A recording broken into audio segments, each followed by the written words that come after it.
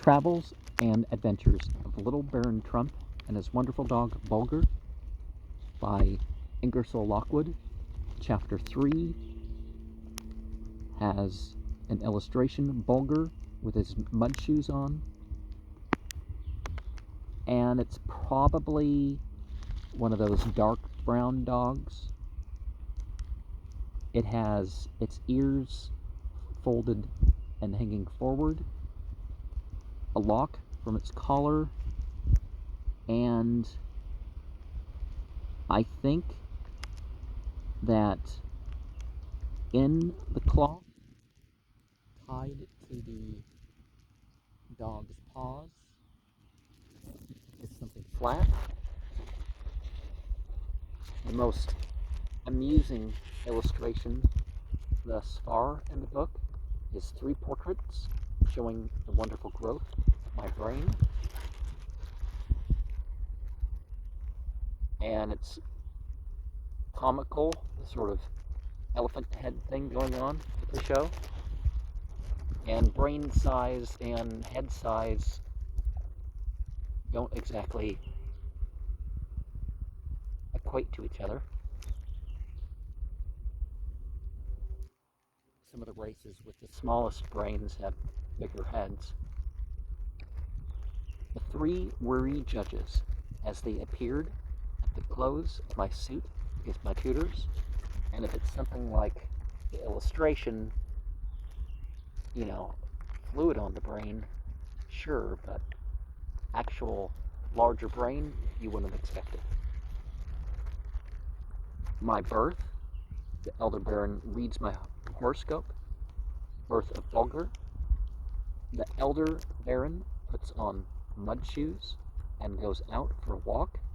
What he discovers, my wonderful precocity, my love for Bulgar, my terrible fall into the lake of mud, how the melodious sneezers in their mud shoes attempted to rescue me, their failure. Bulgar comes to their assistance, how I was dug out and restored to my mother, remarkable effect of the warm mud on my head and brain. The melodious sneezers are afraid of me, my fondness for arithmetic and languages, our farewell to the melodious sneezers, and return home, how I discharged my tutors, and how the Elder Baron forced them to pay for the instruction I had given them. At this point, my hand trembles, and the ink flows unsteadily from my pen. I am about to record certain events which, I feel assured, the reader will agree with me in considering to be the most interesting of my strange and varied life. Possibly, I should say interesting to me, for gentle reader, one of these certain events above referred to is a no less important occurrence than my birth into this grand and beautiful world, a world which is proven to be full of wonderful things, and of more wonderful things as you shall see as I go on with my story. I was born in midsummer. It was the night season. 10,000 stars twinkled over the cradle of that wretched little helpless lump of clay, but brighter than all, like a crimson torch flaming in the skies, Sirius, the dog star, shone down upon me. My father looked up at the heavens and smiling murmured, "Little stranger, thou shalt ever be a lover of dogs. Thy smile shall be joy to them, thy words music, and in some four-footed beast of their race shalt thou find thy best, thy faithfulest, thy truest friend." As if to set the very stamp of truth upon my father's words, at that very instant a cry of a mother dog was heard in an adjoining room, and one of the royal household, Choo-la-la, came running into my presence with a basket of tiny puppies. My father laughingly seized the wicker cradle of this newly arrived family, and holding it up to me, cried out, "Choose, little Baron, choose thee a friend and companion. I put out my tiny baby hand, and it rested upon one with a particularly large head. Ha ha, laughed my father. Thou hast well chosen, little baron. For him thou hast chosen hath so much brain that his head doth fairly bulge with it. And when my infant tongue came to wrestle with that word, it was twisted into Bulgar. And thus it was that Bulgar and I started out on life's journey at almost the same moment. Upon the following day, my father made discovery that the waters had begun to recede that night, and as he looked down from a lofty dwelling, he saw that it now stood, apparently in the center of quite an extensive island. After breakfast, in accordance with the custom of the country, my father put on a pair of King Chuchulo's wooden shoes, which were worn by all of the melodious sneezers when attempting to move about on the surface of the soft mud occasioned by the inundation. These wooden shoes are extremely light, although quite as long and as broad as snowshoes. The soles being polished, the wearer is enabled to glide over the mud, which, from the nature of the soil, is very oily, with the same rapidity as a runner upon snowshoes. After an excursion of several hours uphill and down the vale, my father returned with this piece of strange intelligence, namely, that their habitation had undoubtedly, prior to the falling of the waters, been situated in the lake, but that by degrees, as the waters had receded, an island had been formed, which, somewhat later, had been transformed into a peninsula, which, in its turn, by a still further sinking of the waters, had been changed into the crown of a mountain with gently sloping sides, so that, as he reported to my mother, to his dying day, it would be impossible for him to say whether his son had been born in a lake, on an island, on a peninsula, or on a mountain top, a fact which pained him extremely. For like all the members of his family, he took the greatest pride in recording important events with scrupulous exactitude, even to the smallest detail.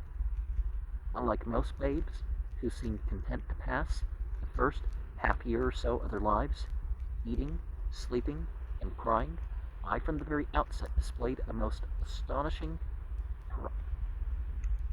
precocity. When only a few weeks old, although I could not talk, yet I had learned to whistle for Bulgar, whose development in mind and body seemed to keep even pace with mine, and who passed most of his time looking up into my childish face with an expression which meant, only too plainly, "Oh, I shall be so glad when that little tongue is unloosed, so that you may call me Bulgar, and bid me to do your will." Nor had he long to wait. The one thing which, at this early period in my life, gave me most joy was the sunlight. Within doors, I was fretful, peevish, irritable, but once out in the open air, my whole nature changed. I drank in the soft, balmy atmosphere with a vigor and a satisfaction that delighted my father. My face brightened, my eyes traveled from valley to hill, from mountain top to sky, into such an ecstasy of pleasure in this sight of the great world through me, that my mother became anxious lest it presaged some great evil that was to happen unto me. But the stately baron only smiled. "Fear nothing, wife. It only means that within that little head dwells a most wonderfully active mind for a child of its months." Whenever Bulgar heard this little master crying out in joyful tones at sight of the beautiful world, he was sure to be seized with a fitful, violent barking, during which he sprang around about me with the wildest and most extravagant manifestations of sympathy. Without a doubt, there was a wonderful bond of affection between us. To my mother's I had almost said horror, I, one day while she was walking with me in her arms upon the broad veranda which encircled Chuchulo's palaces, attempted to throw myself from her arms, crying out in German, "Los, los, let me go, let me go."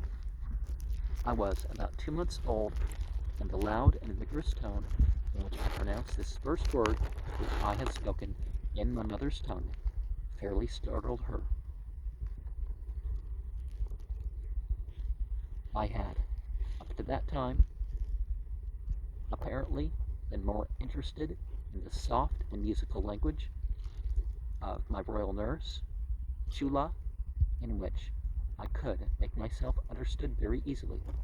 About this time an accident happened to me, which, although it did not bring about, it greatly hastened the release from apparently restraint, so ardently desired both by Bulgar and by me, for from my very entrance into this world, something told me that I should be a famous child, not a mere precocious youth, who was made use of by his parents at social gatherings, to bore people already in poor spirits, by mounting upon chair or table and declaiming verses, parrot-like, with half a dozen woodenly jerky gestures, but a genuine hero, a real traveler, not afraid to brave a tempest, face a wild beast, or bully a barbarous people into doing as he wanted them to do. It was my mother's custom, in the cool of the day, to sit with me in the broad veranda while she darned my father's stockings, for, although of gentle birth, she had been so accustomed when a girl to exercise German thrift in all things, that now, even though she had become the wife of a real baron, she could not forego the pleasure of doing things in those good old ways, and thus she saved my father many a offending which the good man bestowed upon worthy poor, and went down to the grave loaded with their blessings.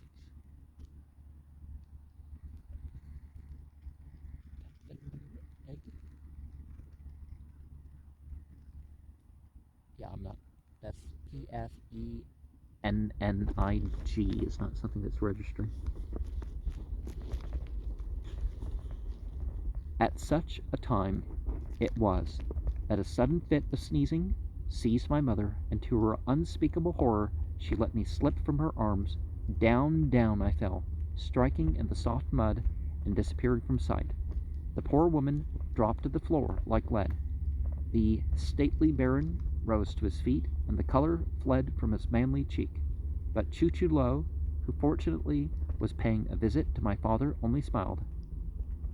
"Unfeeling barbarian," roared the great baron, "hast no respect for a father's tears, a mother's anguish? Out upon thee! Would to heaven I had never entered thy domain." Choo-Choo-Lo spake not a word. Turning with imperious mien and a right royal manner towards a crowd of retainers, he waved his hand. Quicker than thought the band of melodious sneezers sprang to their wooden shoes. Away, away they darted like black bats on the wing. The baron saw that in his terrible grief he had let his better judgment slip away, and with pallid face and bended head stood supporting the fainting form of his wife. He felt, he knew, that his presence among the melodious sneezers at this moment would only disconcert them, impede their progress, and possibly so confuse them that all their efforts might be in vain. They, from their childhood, were so accustomed to wear those huge wooden shoes, to move about on the surface of this treacherous mud, that if it were possible for human hands to restore his son to his arms, theirs would do it. And so he spoke a few words of encouragement in my mother's ear, and continued to stand like a statue, with his gaze riveted upon the long files of melodious sneezers as they wound around the crest of the mountain to gain the spot where, as they judged, I had disappeared.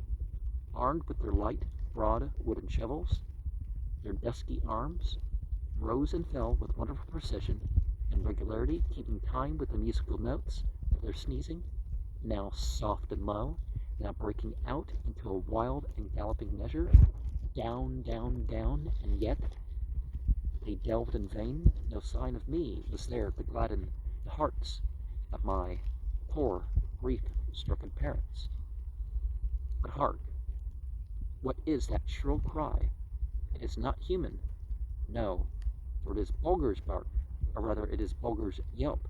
He had been watching the band of melodious sneezers as their white shovels rose and fell, all in vain, with his head thrust through the railings of the veranda.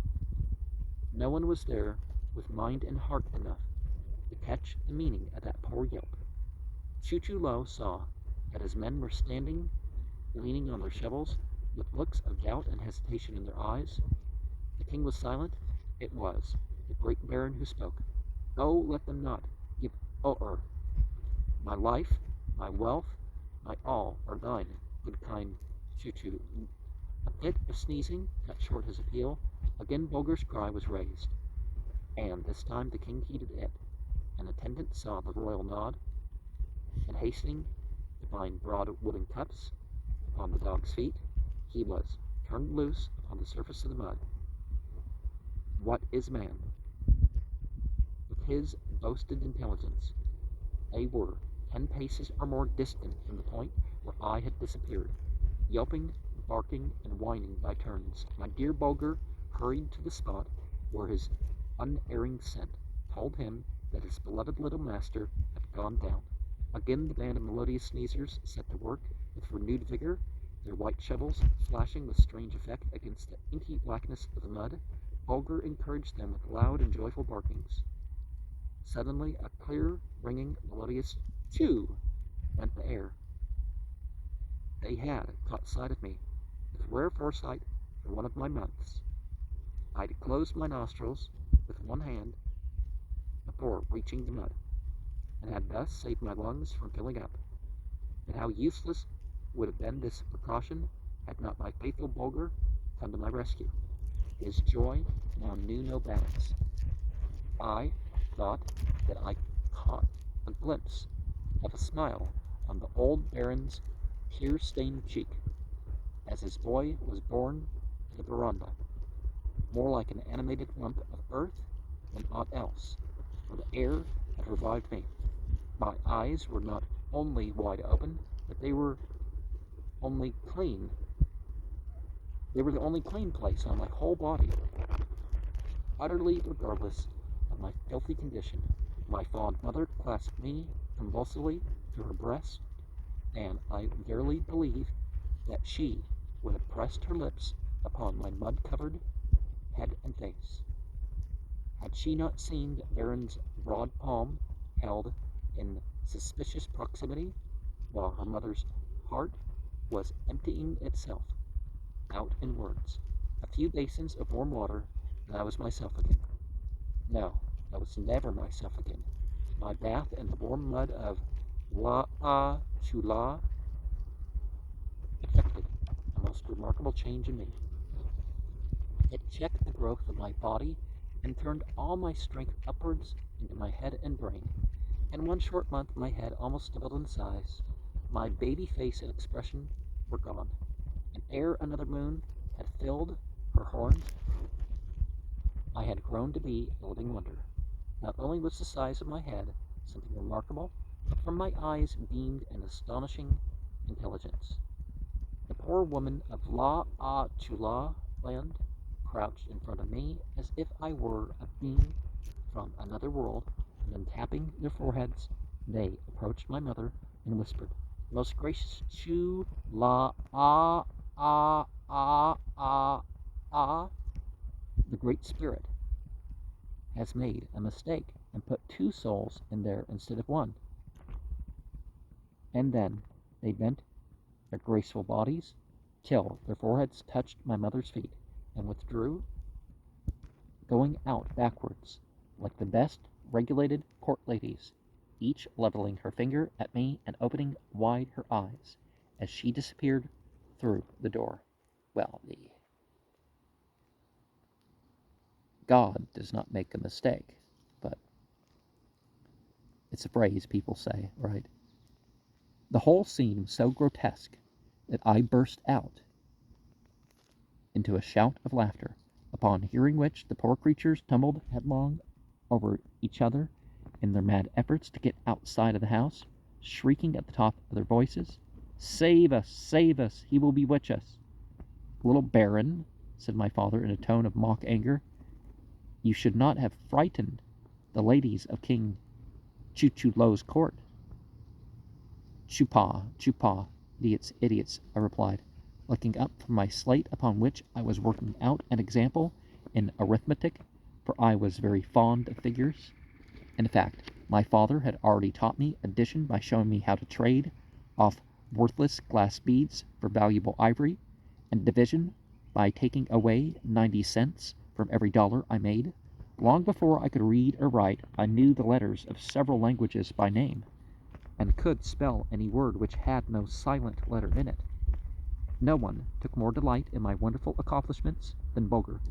He seemed to know instinctively that his little master was no ordinary being, and respected him accordingly. We now bade adieu to the land of La A Chula and the melodious sneezers.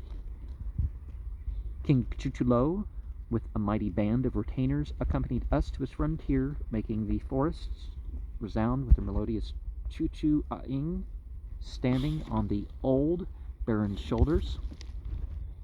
I waved them a last goodbye, to which they answered with such a perfect whirlwind of choo-choo-ahs that the Bulgar fairly howled with delight.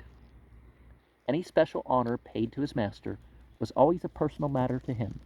The elder baron had intended to penetrate still further into the heart of Africa, but the fact is that the continual growth of my mind was so wonderful that it engrossed his attention from morn till night. He endeavored to hide this from me, but all to no purpose. Before I was 2 years old, my brain had grown so heavy that my mother was obliged to sew pieces of lead in the soles of my shoes to keep me right end upwards, and yet, in spite of this precaution, I was often found standing upon my head, working out difficult mathematical problems by making use of my toes, as the Chinese do their counting machines. The first thing which my father did upon reaching home was to take me to a phrenologist in order to have a chart made of my head. The examination lasted a month. At length, upon the completion of the chart, it was found that I possessed 32 distinct bumps, well-developed ones too. It was, therefore, at once determined to engage 32 learned tutors, each tutor to have charge of a separate bump, and to do his utmost to enlarge it, even if it grew to be a horn. My father was resolved to leave nothing undone in order to develop my mental powers to the utmost limit. I said nothing either for or against the scheme. In 1 short year, I had learned all that the 32 tutors could teach me, and, what is more, I had taught each one of them 50 things which he had not known before, and which I had learned while traveling in foreign lands with my parents.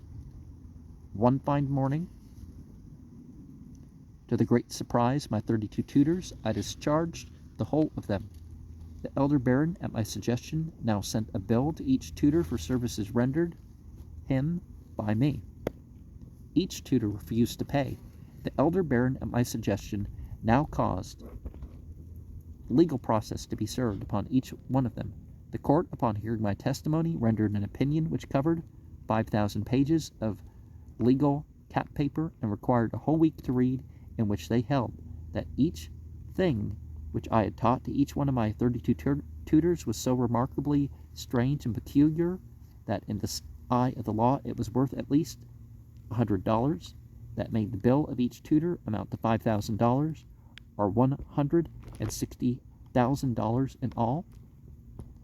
The court then adjourned for a year, all 3 judges being so worn out mentally and physically as to need a 12 months rest before taking up any other business. And the 3 weary judges, as they appeared at the close of my suit against my tutors, had those ridiculous wigs, right?